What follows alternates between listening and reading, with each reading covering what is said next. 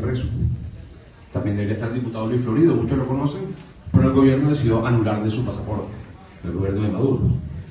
Y bueno, todo eso son síntomas de un país donde no hay democracia.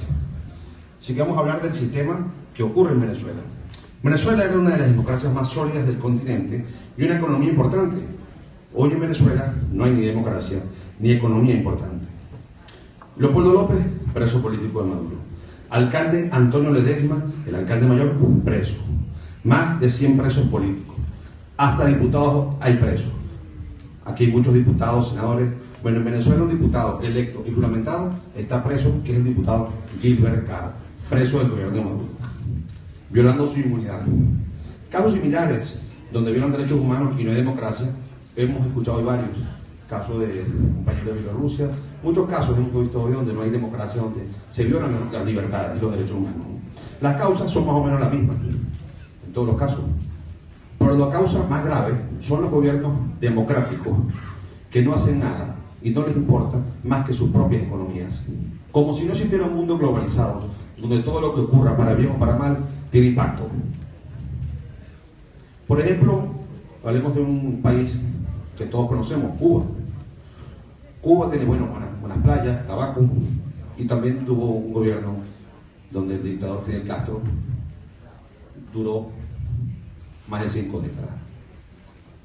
Muchos presidentes demócratas se sacaron la foto con el dictador Fidel Castro, un hombre carismático, pero bueno, nosotros no somos cubanos, no es un problema de Cuba, ¿verdad? Yo voy de turista casi que iban los presidentes, se sacaban la foto de aquel día carismático y ya era como una barajita, ya que tenían la foto con Fidel Castro, eso era simpático. Incluso presidentes de Venezuela, como Carlos Andrés Pérez, bueno, tuvieron una relación intentando quizás, por vía democrática y del diálogo, convencer y sacar de esa tragedia a ese país. Y como Cuba es una isla sin petróleo y sin oro, una isla con recursos económicos bastante pocos, más allá del turismo y hermosas playas y el capital humano de su gente, bueno, no era problema de nadie, no nos interesaba. Pero la presidencia de mi querido país, Venezuela, llegó en elecciones populares en manos de Hugo Chávez. Y Hugo Chávez, por una extraña razón, admiraba y amaba a Fidel Castro. Así que Cuba se metió en Venezuela. Y lo que no logró con Cuba, como otros países, donde intentó meterse en América del Sur, lo logró con Hugo Chávez. Por suerte de Fidel Castro, viene un boom en los precios petroleros. Y la revolución de Hugo y de Fidel, bueno, no solo de Hugo, la de Hugo y de Fidel, se expandió al continente, Argentina, en Bolivia, Correa en Ecuador, demás países que todos conocemos, incluso llegó más allá, llegó intentos de entrar en países como México, intentó financiar y financió grupos políticos allá, incluso en Europa, caso muy famoso en España. Y es triste porque todos estos gobiernos donde metió la mano el compañero Hugo Chávez, hoy están desprestigiados por grandes casos de corrupción. Y fue así como Venezuela, un país que en los años 60 tuvo una política internacional de apoyo a las democracias del mundo, en América y más allá. Caso, por ejemplo, el apoyo de Venezuela al compañero Felipe González en el PSOE, en la incipiente democracia de España, fue muy importante la participación del presidente Carlos Andrés Pérez en su momento. Política de Venezuela, no una política del presidente Pérez, una política de Venezuela de ayudar a las democracias del mundo, como se ayudó a otras del Caribe, el caso de la República Dominicana. O sea, era una política del gobierno de Venezuela, la salud de las democracias. Creíamos en eso. Pero bueno, Venezuela terminó siendo un régimen convertido en no democrático. Empezó como una democracia que fue enfermando hasta llegar al estado actual no democrático. Qué caro y qué alto precio hemos pagado los venezolanos el haber subestimado la dictadura de Cuba. Jamás imaginamos que ese virus contagiaría a la democracia de Venezuela. Muchos países de América Latina también han pagado sus altos costos. ¿Y quién tiene la culpa? ¿Los venezolanos? Evidentemente, el primer culpable es el pueblo. ¿Y quién tiene la culpa de los demás países? El pueblo de Venezuela. ¿Y quién tiene la culpa de Cuba? De que haya habido esa dictadura en Cuba durante tantos años y no había democracia. Los gobiernos demócratas y sus presidentes no tienen culpa.